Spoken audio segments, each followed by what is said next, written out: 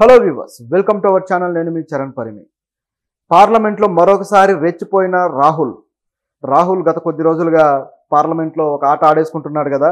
గత ఏవైతే పార్లమెంట్ సమావేశాలు స్టార్ట్ అయ్యాయో అప్పుడు మొట్టమొదటగా ఆయనకి ఈ ప్రభుత్వంలో ప్రతిపక్షాలకు ఒక నాయకుడిగా ఆయన్ని ఎన్నుకోవడం జరిగింది. సో ప్రతిపక్ష నాయకుడిగా ఎప్పుడైతే ఆయన మొదలయ్యాడో అప్పటి నుంచి ఈ ప్రభుత్వాన్ని తన మాటలతోటి ఉక్కిరి బిక్కిరి చేస్తున్నాడు. ఇన్నాళ్ళు రాహుల్ గాంధీ మీద ఉన్న ఇమేజ్ మొత్తాన్ని చెరిపేసుకొని నిజంగా రాహుల్ గాంధీ 3.0 అనేది చూపిస్తూ ఉన్నాడు అనమాట.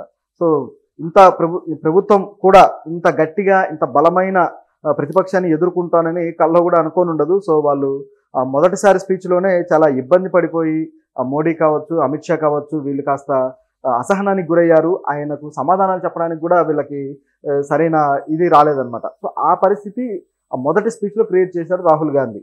ఆ తర్వాత ఈరోజు మరొక స్పీచ్ అనమాట. సో ఈసారి కూడా దుమ్ము లేపేశాడు. ఇప్పుడు కూడా ఆయన మాటలకి సమాధానాలు చెప్పుకోలేక వాళ్ళకు ఏమీ అర్థం కాలేదన్నమాట. ఇక ఆర్థిక మంత్రి నిర్మలా సీతారామన్ గారు అయితే ఇలా తలగొట్టుకున్నారు. సో ఆ విధంగా కొంతమంది రియాక్షన్లు చాలా హైలైట్ అయ్యాయి నిన్నటి పార్లమెంట్ సమావేశాల్లో. సో రాహుల్ గాంధీ ఏం మాట్లాడాడు, ఏ ప్రశ్నలకి ఆవిడ తలగొట్టుకోవాల్సి వచ్చింది, మోడీకి ఏ విధంగా అసహనం కలిగించాడనేది మాట్లాడుకుందాం. దీంతో పాటు అంబానీ అదానీలను కూడా A1 A2 అని చెప్పేసి వాళ్ళను ప్రకటించాడనమాట. మామూలుగా A1 A2 అంటే ఎవరినంటాం మనం? ఏదైనా కేసులో కీలకమైన నిందితులు ఎవరైతే ఉంటారో సో వాళ్ళని మనం A1 A2లుగా చేరుస్తూ వస్తుంటారు. సో వాళ్ళ కేసులో వాళ్ళ ఇన్వాల్వ్మెంట్ని బట్టి A1 A2 A3 ఈ విధంగా అలా పోలీస్ కేసులు చేస్తూ ఉంటారు. కానీ దాన్ని సంబోధిస్తూ అదానీని అంబానీని A1 A2 అన్నాడు. సో ఎందుకన్నాడు, వాళ్ళని ఎలా అంటే మరి అది అలాంటి పదం ఉపయోగించవచ్చా మరి పార్లమెంట్లో అనే క్వశ్చన్ కూడా బయలుదేరింది. కానీ ఒక అభ్యంతరం, స్పీకర్ చెప్పిన అభ్యంతరాన్ని ఆయన దృష్టిలో పెట్టుకొని ఈ విధంగా వాళ్ళని A1 A2 అన్నాడు. మరి ఏ అభ్యంతరం పెట్టారు ఏంటనేది కూడా మనం ఇప్పుడు మాట్లాడదాం. రాహుల్ గాంధీ ఈ పార్లమెంట్ సమావేశాల్లో కొత్తగా కనిపిస్తూ ఉన్నాడు గత కొద్ది రోజులుగా. గతంలో ఆయన ఇచ్చిన స్పీచ్లో కొన్ని విషయాలు కీలకంగా మాట్లాడాడు. ఆ కొన్ని విషయాలు ఏంటంటే ముఖ్యంగా హిందుత్వవాదం మీద కావచ్చు, అలాగే RSS మీద కాస్త దుయ్యబట్టాడు. అలాగే శివుడి ప్రతిమను చూపించి ముఖ్యంగా ఎప్పుడైతే వీళ్ళు జై శ్రీరామ్ అంటూ నినాదాలు చేస్తూ ఆ శ్రీరాముడిని ఓన్ చేసుకొని అదేదో బీజేపీ పార్టీ సొత్తులాగా రాముడు బీజేపీ పార్టీకే దేవుళ్లాగా వాళ్ళు ట్రీట్ చేస్తూ వచ్చారో సో దాన్ని కౌంటర్ చేయడానికి చాలా కాలంగా కాంగ్రెస్ పార్టీ కావచ్చు, రాహుల్ గాంధీ కావచ్చు, మిగతా ప్రతిపక్షాలు అన్నీ కూడా ఇబ్బంది పడుతూ వచ్చాయి. అది దేశ ప్రజల సెంటిమెంట్కి సంబంధించిన విషయం. ఏ విధంగా కౌంటర్ చేయాలి? వీళ్ళేమో అభివృద్ధి చేసి ఓట్లు అడగరు, దేవుడి పేరు చెప్పో సంస్కృతి పేరు చెప్పో ఓట్లు అడుగుతారు.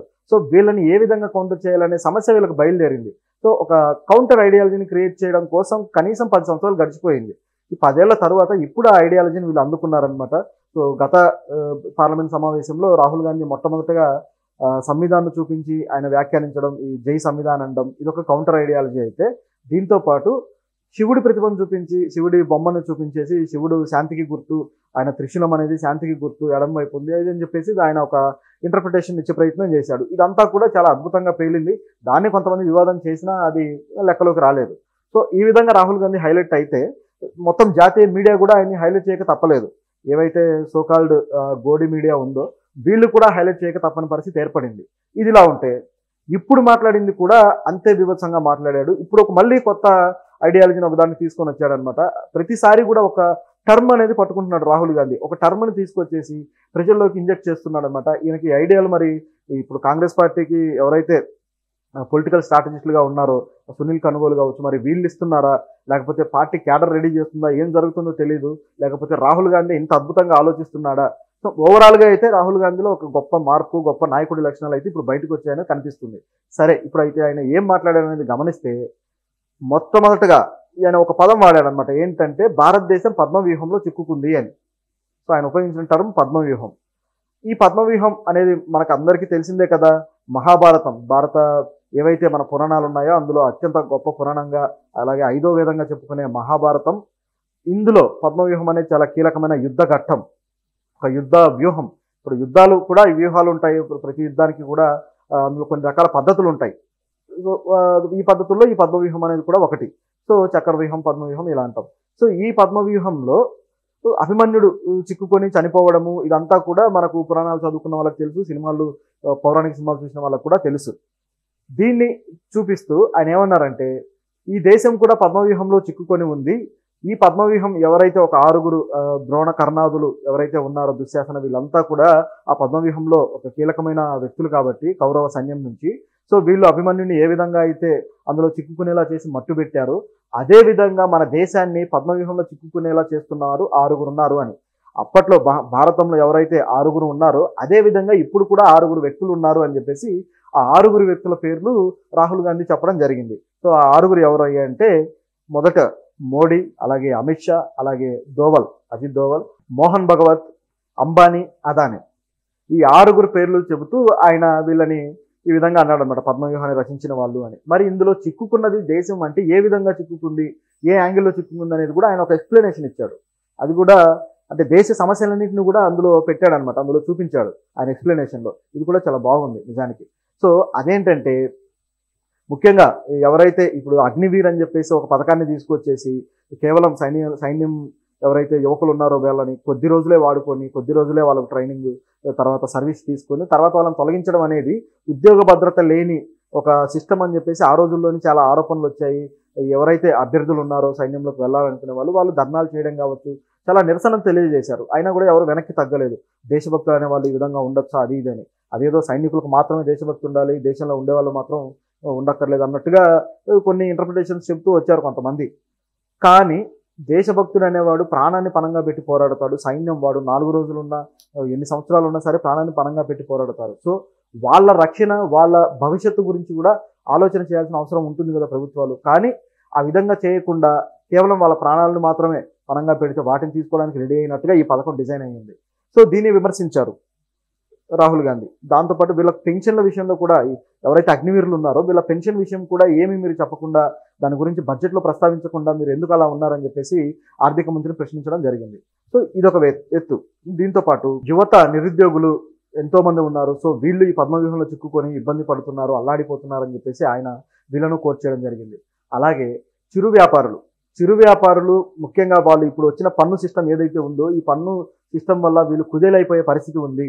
వీళ్ళకి సంబంధించి పన్నుల భారం తగ్గించే ప్రోగ్రామ్ మీరు ఎందుకు చేయలేదు, ఎందుకు దీన్ని మీరు బడ్జెట్లో ప్రస్తావించలేదని చెప్పేసి ఆయన కౌంటర్ చేయడం జరిగింది. సో ఈ విధంగా ఒకటి కాదనమాట అనేక విషయాలను ఆయన ప్రస్తావిస్తూ వచ్చారు. ఇవన్నీ కూడా దేశ సమస్యలకు సంబంధించినవే. దాంతోపాటు మణిపూర్కి సంబంధించిన విషయాల్లో కూడా ఏ చర్యలు తీసుకోలేదు మీరు అన్నారు.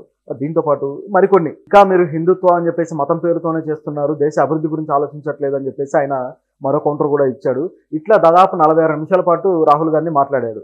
సో ఇందులో ఈ పద్మవ్యూహం అనే అంశం బాగా హైలైట్ అయింది. ఈ పద్మవ్యూహానికి 6గురే కాకుండా సిబిఐ, ఈడీ వీళ్ళను కూడా మీరు దన్నుగా వాడుకుంటూ ఉన్నారు, ఈ పద్మవ్యూహాన్ని బద్దలు కొడతారు దేశ యువత అని చెప్పేసి ఆయన గట్టిగా నినాదం ఇచ్చాడు. సో అది కూడా ఒక యువతకు స్ఫూర్తి పొందేలా ఆయన మాటలు సాగాయి అనమాట. సో ఇందులో బద్దలు కొట్టడం అనే అంశాన్ని కూడా ఆయన హైలైట్ చేస్తూ కులగణన, ఇంతవరకు కులగణన చేయలేదు దేశంలో, కులగణన చేయడం వల్ల నిరుద్యోగిత కావచ్చు, ఏ కులానికి ఏ దామాష ప్రకారం అభివృద్ధి జరిగింది అనేది లెక్కలు తేలుతాయి. కానీ ఇది చేయకుండా ఉండటం వల్ల కొన్ని కులాలు అయితే అసలు అట్టడుగున నిలబడిపోయి అవి అవకాశాలు అందుకోలేని పరిస్థితి కూడా కొన్ని కులాల్లో ఉంది. బాగా అట్టడుగు తెగలు ఏవైతే ఉన్నాయో దళితుల్లో కావచ్చు, అలాగే గిరిజనుల్లో కొన్ని తెగలు కావచ్చు. సో ఈ విధంగా ఉన్న పరిస్థితి ఉంది. అసలు తెలియదు కొన్ని కులాలు ఇంకా ఉన్నాయా మనుగడలో, సంచార కులాలు అయితే మనుగడలో ఉన్నాయా అనే డౌట్ కూడా ఉంది. మరి వాళ్ళందరూ చెల్లాచెదురైపోయి సరైన అవకాశాలు లేక చిత్రమైన పరిస్థితి ఉంది. దీని గురించి కూడా ప్రశ్నిస్తూ కులగణన చేసి మేము ఈ పద్మవ్యూహాన్ని బద్దలు కొడతామని చెప్పేసి రాహుల్ గాంధీ అన్నారు. సో అంటే నేను చెప్పడం ఈ కులాల పరిస్థితి అనేది అర్థం కావడం కోసం నేను ఈ విధంగా చెబుతున్నాను. రాహుల్ గాంధీ ఏంటంటే ఇంత ఎక్స్ప్లెనేషన్ ఇవ్వలేదు, కానీ ఈ కులగణన చేయడం ద్వారా జరిగే మేలు ఆయన ఆల్రెడీ తెలుసు కాబట్టి సో ఈ విధంగా అన్నాడు అనమాట. ఇట్లా ఈ కులగణన కావచ్చు ఇవన్నీ కూడా పద్మవ్యూహాన్ని బద్దలు కొట్టేవని చెప్తూ నెక్స్ట్ A1 A2 ఈ ప్రస్తావన మాత్రం చాలా ఇంట్రెస్టింగ్గా ఉంది. ఎప్పుడైతే ఈయన ఈ 6గురి పేర్లు చెప్పి ఇందులో అంబానీ, అదానీ పేర్లు పెట్టాడో దాంతో స్పీకర్ అభ్యంతరం తెలిపాడు. మీరు ఈ సభలో లేని వాళ్ళ గురించి మీరు మాట్లాడొద్దు, అంబానీ, అదానీ పేర్లను మీరు ఎలా ప్రస్తావిస్తారంటూ ఆయన అడ్డుకున్నారనమాట. సో దాంతో రాహుల్ గాంధీ వెంటనే మరో కొత్త ఐడియా వేశాడు. అదేంటంటే సరే వీళ్ళు సభలో లేరు కాబట్టి మీరు అనుమతిస్తే నేను నా మాటలు వెనక్కి తీసుకుంటాను, కానీ వాళ్ళను A1 A2గా సంబోధిస్తా, దీనికి మీరు ఓకేనా అని చెప్పేసి ఆయన అని A1 A2లకే మీరు మొత్తం దోచిపెడుతున్నారు, ఈ వీళ్ళ దగ్గర మాత్రమే దేశ సంపద అంతా ఉంది, ఇది ఎంతవరకు కరెక్ట్ అని చెప్పేసి కౌంటర్ ఇచ్చాడు. ఇలా అనడంతో ఒకసారిగా కాంగ్రెస్ పార్టీ సభ్యులైతే హర్షం వ్యక్తం చేశారు, అంత కోలాహలం నెలకొందనమాట. సో ఇట్లా ఆయన పదజాలం ఉపయోగించడంలో కూడా చాలా మెచ్యూర్డ్గా చాలా తెలివిగా వాడుతూ ఉన్నాడు. నిజానికి ఇలాంటి పదాలు వాడడంలో మోడీ సిద్ధహస్తుడు, చౌకీదార్ అంటాడు, అలాగే ఛాయామీనా అంటాడు, అదంటాడు ఇదంటాడు, చాలా తెలివిగా మాట్లాడతాడు. కానీ అలాంటి పదజాలాన్ని ఇప్పుడు రాహుల్ గాంధీ అందిపుచ్చుకున్నాడు. సో ఇది రాహుల్ గాంధీ 3.0 అన్నమాట. సో అద్భుతంగా మాట్లాడి ఆయన ఈరోజు ఎక్కువ మార్కులు గెలుచుకున్నాడు దేశ ప్రజల నుంచి.